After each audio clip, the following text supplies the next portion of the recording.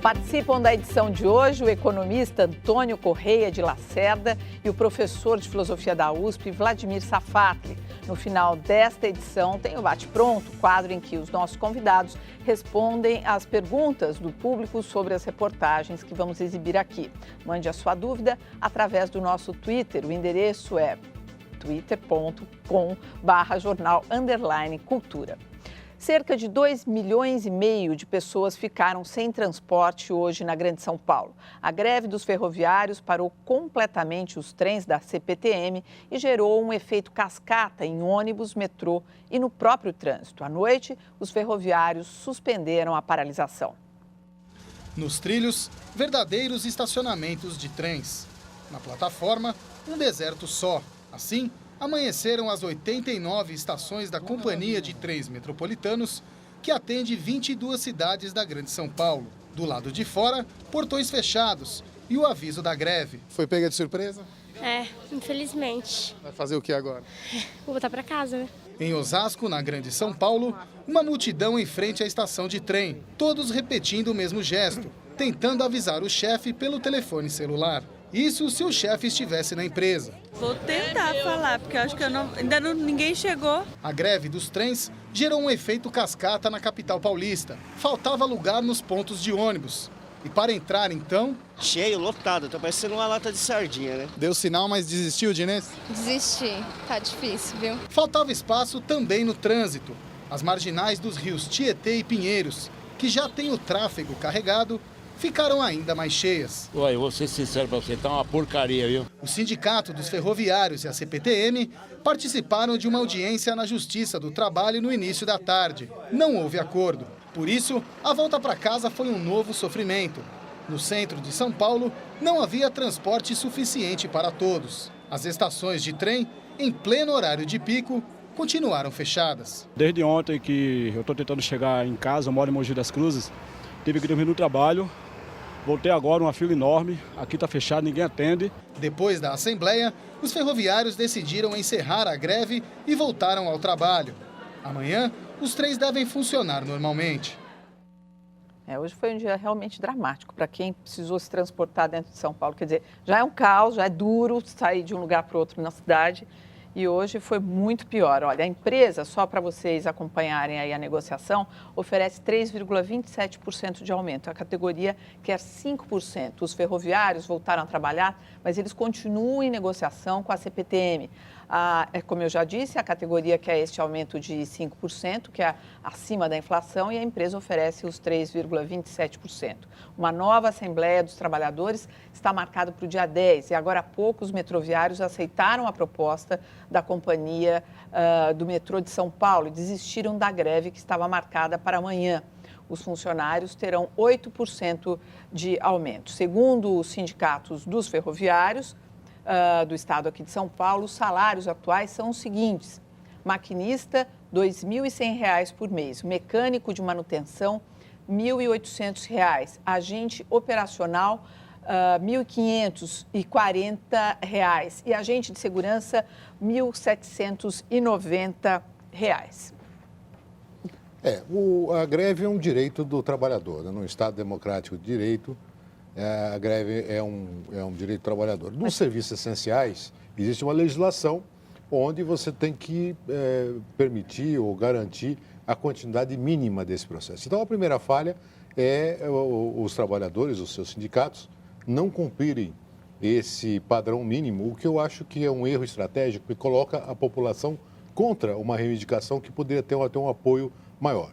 O segundo, nós não podemos esquecer que as autoridades têm que ter um plano B nessas situações, né? Quer dizer, qual o plano de contingência? Quer dizer, se você tem carência de transporte público nesse nível, né? O que se pensa e o que se faz, principalmente, numa situação dessa? Hoje foram os carros, como se fala, esses clandestinos, fizeram a festa, porque muita gente, foram disputados, inclusive, porque nem tinha suficiente para todo mundo. Claro. Agora, o que se questionou muito, como você falou, é a legalidade dessa greve. Inclusive, hoje houve uma liminar, os sindicatos, houve uma multa de R$ 100 mil por dia, pelo que eu acompanhei no noticiário, e amanhã, se não fosse cumprida a liminar, essa multa dobraria para 200 mil. Veja, eu acho que a greve é o único instrumento de pressão de trabalhadores como esses, que são trabalhadores que você descreveu muito bem, ganham muito pouco e têm altas responsabilidades, certo? Quer dizer, imagina um trabalhador desse que ele está dirigindo a vida de várias e várias pessoas, né? E as reivindicações dos sindicatos estão longe de serem absurdas, quer dizer, 5% em cima da inflação é uma reivindicação completamente plausível. Eu diria, se toda essa confusão ocorreu, a culpa maior é do governo estadual. Certo? Por que o governo estadual não negocia da maneira adequada com os sindicatos e respeita... O que seria essa maneira adequada? 5% em cima da inflação, quer dizer, não há nenhum pedido exorbitante, ninguém está pedindo 30% de reposição salarial dos últimos 10 anos, quer dizer, está pedindo alguma coisa completamente plausível. Por que você precisa chegar numa greve para ser ouvido desse nível? Uma questão desse nível? Não, e o sacrifício para a população hoje foi dramático, as pessoas, sofreram, perderam um dia de trabalho, foi para agora voltarem ao trabalho, né? Por conta desse impasse, como você falou, do nível de... É pouco, como você que tem uma cabeça de economista, porque a gente tem que pensar pelos dois lados, quer dizer, é pouco quando a gente pega 5% sobre 2 mil dá R$100. Então, para quem recebe um salário desse nível, certamente R$1.000, R$100 faz diferença, né? Principalmente que o custo de vida está crescendo, etc. Eu também considero que as indicações não são absurdas, são algo que muito próximo de você chegar a bom termo e, por outro lado, revela também a flexibilidade dos trabalhadores em voltar, reconhecer que a situação é difícil e voltar a trabalhar e continuar negociando, né? Olha, a Polícia de São Paulo apresentou hoje um homem suspeito de planejar e financiar o roubo ao Banco Central de Fortaleza em 2005, lembra? Edésio Batista das Neves Sobrinho estava foragido desde que foi resgatado da prisão no Ceará em fevereiro deste ano. Edésio Batista das Neves Sobrinho foi preso pela primeira vez em 2008 em São Paulo, de onde foi transferido para o presídio de Itaitinga, a 25 quilômetros de Fortaleza. Em fevereiro deste ano, bandidos armados resgataram Edésio e outras 9 pessoas. Para a polícia, Edésio é o líder da quadrilha que realizou o furto de quase 170 milhões de reais no Banco Central de Fortaleza. De volta a São Paulo, Edésio estava organizando uma quadrilha para atuar no tráfico de drogas. Ele vai ser transferido para um presídio, que a polícia, por questões de segurança, preferiu não dizer qual é. Ele foi preso pelo Departamento de Narcóticos da Polícia Civil, na favela Buraco Quente, na zona sul da capital. E a prisão dele foi o desdobramento de uma investigação sobre narcotráfico e ele foi detido aqui em São Paulo. O plano do furto ao Banco Central de Fortaleza foi tão cinematográfico que acabou virando filme. Um túnel. Trabalho limpo, sem violência, do jeito que você gosta. O senhor nem desconfiou que o Banco Central estava sendo assaltado? Eu sou tudo escorado, até ar-condicionado, assim, que não é coisa de amador, né? Quando saquei muito dinheiro em pouco tempo. As investigações resultaram na prisão de 120 pessoas, das quais 37 tiveram envolvimento direto com o crime. Mas do dinheiro roubado, a polícia recuperou 50 milhões de reais, a maior parte em bens comprados pelos ladrões. Uma pequena redistribuição de renda.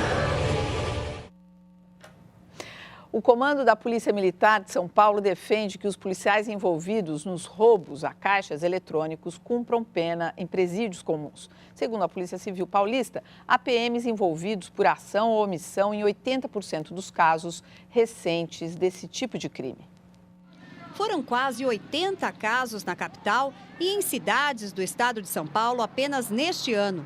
Segundo o DEIC, Departamento de Investigação de Crimes da Polícia Civil Paulista, em cada 10 roubos de caixas eletrônicos, 8 contaram com participação de policiais militares. Nós não temos esse número, nós temos números de 26 e estamos ainda trabalhando em cima de mais. Os números podem até ser conflitantes, mas o comandante-geral da Polícia Militar Paulista disse hoje que a grande participação de policiais nos roubos deixou a corporação indignada e constrangida. A ideia é acelerar a exclusão dos envolvidos para que sejam julgados pela justiça comum.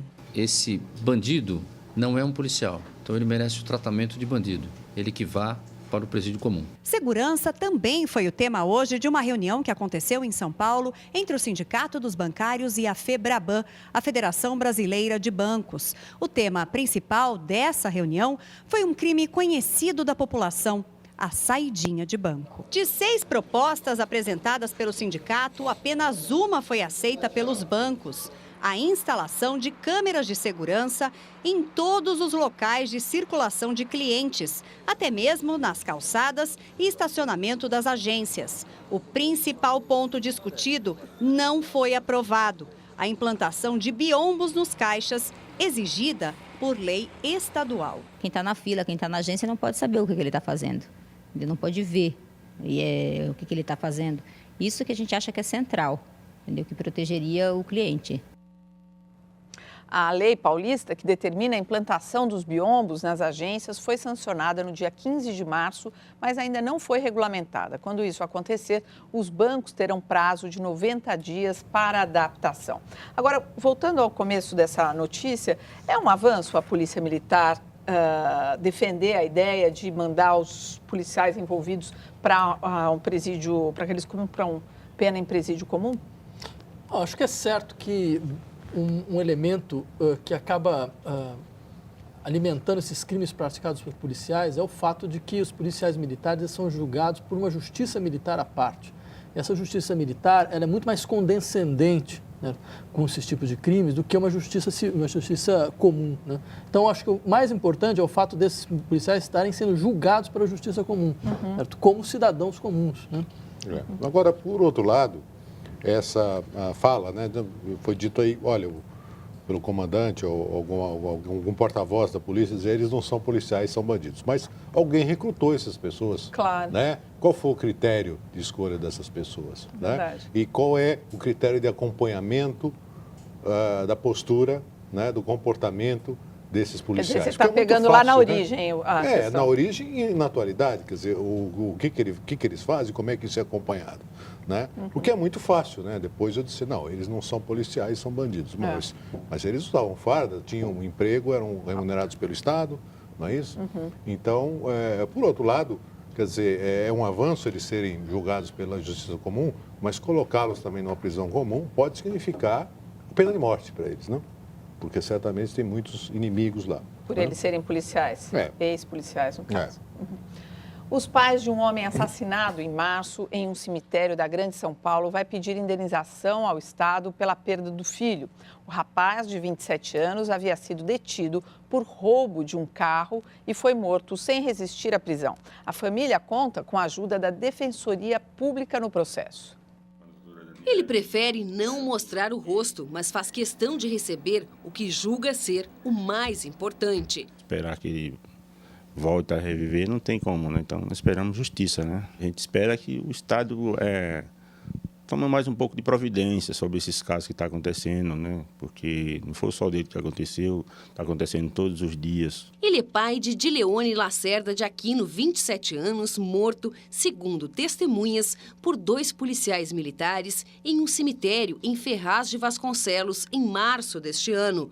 O rapaz teria sido detido após roubar uma van e executado com um tiro no peito na frente de uma mulher que ligou para o 190 denunciando a ação dos policiais. Olha, eu estou no cemitério Parque das Palmeiras, aqui em Ferraz de Vasconcelos, e a Polícia Militar acabou de entrar com uma viatura aqui dentro do cemitério, com uma pessoa dentro do carro, tirou essa pessoa do carro e deu um tiro. A Defensoria Pública de São Paulo fez um pedido de indenização ao Estado em favor dos pais de Leone. O valor é de R$1 milhão a título de danos morais e uma pensão vitalícia de um salário mínimo paulista. É um caso emblemático, cheio de provas, né? Casos de letalidade policial, é muito difícil você reunir provas. Segundo a assessoria de imprensa da Polícia Militar, atualmente 92 policiais respondem processo por homicídio em São Paulo. Há um problema estrutural ainda a ser enfrentado com relação ao uso excessivo da força no combate à criminalidade ou no exercício da segurança pública. Por meio de sua assessoria de imprensa, a Secretaria de Segurança Pública de São Paulo informou que não vai se manifestar sobre as críticas da Defensoria Pública. Quer dizer, a gente vê a polícia em foco o tempo todo no noticiário e não é, assim, hoje é mais um dia. O que isso reflete para vocês? Bom, por favor.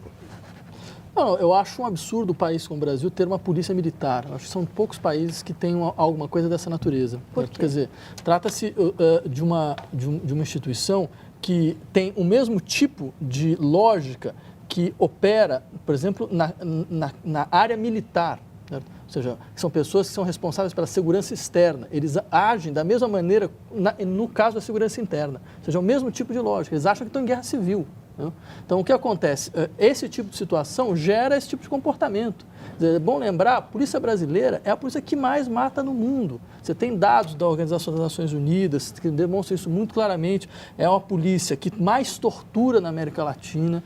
Certo? Quer dizer, é o único caso de uma polícia que tortura mais hoje do que na época da ditadura militar. Então, tudo isso deve nos fazer, nos conscientizarmos sobre, afinal de contas, que tipo de policial nós estamos formando. Quer dizer, que é um pouco o que você falou na matéria anterior, né? Inclusive, sobre eu usei a expressão pena de morte, né, deles irem para a prisão comum, lembrando que a pena de morte no Brasil é praticada, quer dizer, há uma grande discussão sobre pena de morte, tá?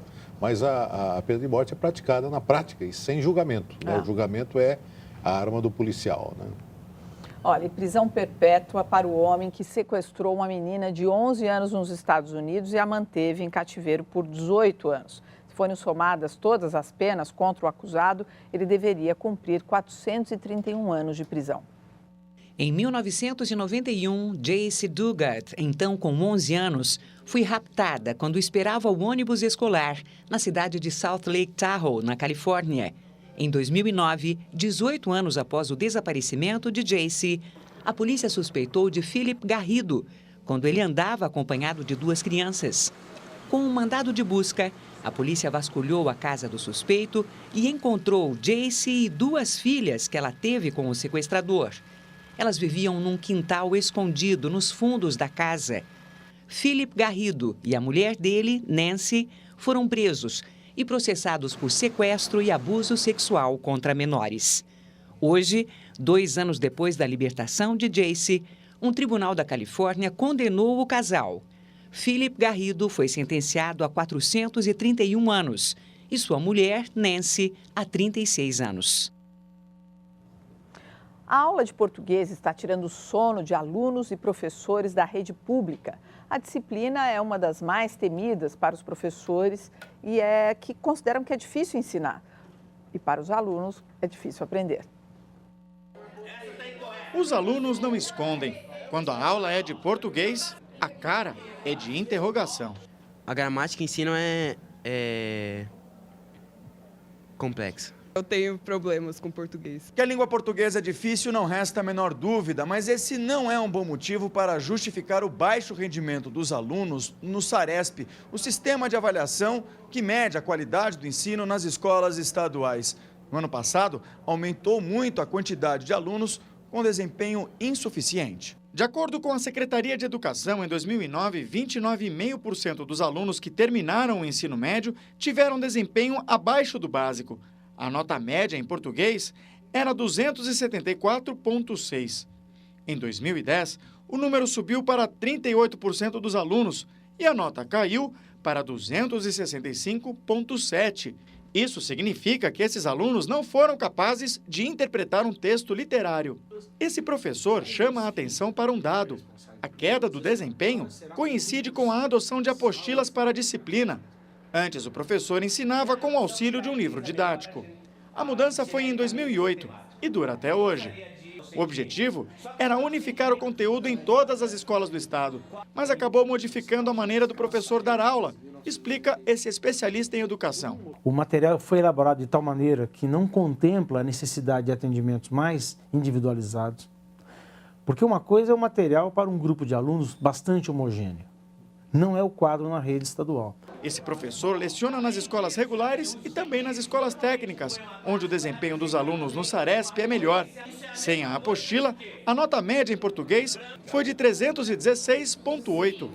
Carlos não esconde o sistema que prefere. Eu, sinceramente, desisti de usar a apostila. Ela é fragmentada, às vezes tem falhas de conceituação e no caso de português, às vezes falhas até no enunciado de uma questão. Então, para mim, é um material que não se renovou. Apesar dos dados preocupantes, os alunos parecem ter aprendido ao menos uma lição. A baixa qualidade no ensino de português pode comprometer o futuro profissional. Quando eu estiver, sei lá, no mercado de trabalho, eu vou precisar disso, né? Eu não posso chegar assim falando qualquer coisa. Por meio de nota, a Secretaria de Estado da Educação informou que entende que a melhoria no desempenho dos estudantes está diretamente ligada à qualidade do ensino oferecido. Por isso, investe na formação dos professores. Em relação às apostilas, a Secretaria informou que o uso dos cadernos é recente e, por isso, ainda é muito cedo para tirar conclusões. A Secretaria disse ainda que pretende aperfeiçoar o material, ouvindo os próprios professores da rede estadual e também professores universitários. Professores universitários querem comentar? Eu quero. Eu não vou entrar no mérito do uso da apostila do livro, porque eu não conheço.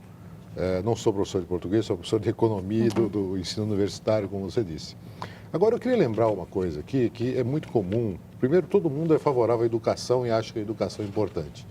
Mas eu gostaria de destacar que a sociedade brasileira, eu acho que tem muito pouco compromisso com a educação. Estou falando em termos gerais, tá? Por exemplo, onde é que se aprende português? É na escola, sem dúvida, mas é também em casa. O incentivo à leitura, o incentivo a uma linguagem adequada, a bagagem cultural. Mas aí você está falando de pais que já receberam um ensino que dê para eles algo que eles possam passar adiante. Isso. E tem duas situações, aqueles que podem passar adiante, que podem criar um hábito em casa, e aqueles que não têm condições. Então, os que não têm condições, vamos dar um desconto, porque... E contar com a escola, né? Contar com a escola. Agora, a classe média brasileira, em geral, tem um compromisso muito pequeno em transmitir valores culturais para os seus filhos, né? Aliás, eu acho que, em geral, a cultura, que tem muito a ver com a educação, decaiu muito nos últimos anos. Basta ver a música que é consumida, basta ver o tipo de leitura, ou se é que tem incentivo à leitura. Não, eu gostaria de lembrar duas coisas, na verdade. A primeira existe um dado que saiu hoje, inclusive, que nos mostra que 40% das escolas não têm biblioteca. Certo? E eu queria lembrar também, já que o Estado se preocupa muito com a formação dos professores, veja, o salário de professor do Estado de São Paulo é menor do que de estados como o Acre e do Tocantins. Quer dizer, com esse tipo de situação, é difícil você, de fato, ter bons professores que sejam capazes de dar boas aulas. Certo? Então, e sobre a questão das bibliotecas, quer dizer, pense você qual a quantidade de bibliotecas públicas que existe na cidade de São Paulo. Muito pequena, muito pequena. Qual foi a última grande biblioteca pública que foi construída na cidade de São Paulo? Então, quer dizer, como é que você espera que exista uma cultura de leitura se o Estado, que seria obrigado a fornecer um instrumental para isso, ele não age nesse sentido? Por que o Estado não faz grandes doações de livros? Por exemplo, o Chaves fez uma grande doação do Dom Quixote, a população toda da Venezuela leu o Dom Quixote. Por que o Estado não faz isso? A seguir, o UTI neonatal é fechado em Guarulhos depois de 11 mortes. E veja também, funcionários da aviação civil discutem a ordem para fazer testes de drogas e álcool.